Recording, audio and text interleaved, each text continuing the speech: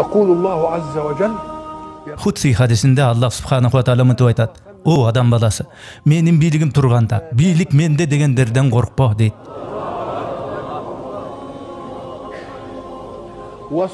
Менин бийлигим эч качан түгөнбөйт деп атат Аллах. يا ابن آدم О адам баласы, ырыскым кыйла эле аз, жетишсиз деп коркпо дейт Аллах. Менин казынам дайыма толу, ал эч качан түгөнбөйт дейт жараткан. تنفد أبدا يا ابن آدم О адам баласы, мен сени мага ибадат кылсын деп жараттым. Өмүрдү курбекер шайкелеңденип өткөрбө. Сени ырыскы менен мына мен камсыздаймын. А сен көр окатта өтө эле абылып чабылып кыйнала бербе дейт.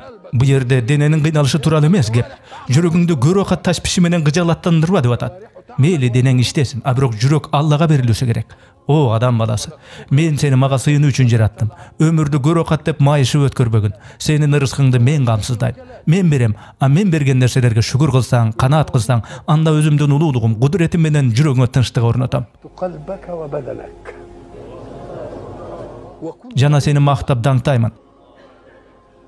وإن أنت А эгер мен берген нерселерге топук кылбасаң, анда улуулугум, кудуретим менен ант берип айтайын. Анда сенин үстүңөн дүнүйөнү башкартып коем. Мына ошондо сен кара курсагына бирдеме деп шимшилеген айвандарча бул өмүрдөн жан талашып чуркап жүрүп өтөсүң. Ошондо да мен буйругандан ашыкча эчтекеге жетинбейсиң. قسمته لك يا ابن آدم خلق О адам баласы, мен асмандар менен жерди жараттым. Ошентип коюу мен үчүн кыйын болгон жок. Ана деме ушу сага бир күндүк жартынан ырыскы берип коюудан казнам кемип калабы? О адам баласы, менден эртеңки күндүн ырыскысын сурабагын. Мен сенден эртеңки ыбадатыңды сурабай элемин го.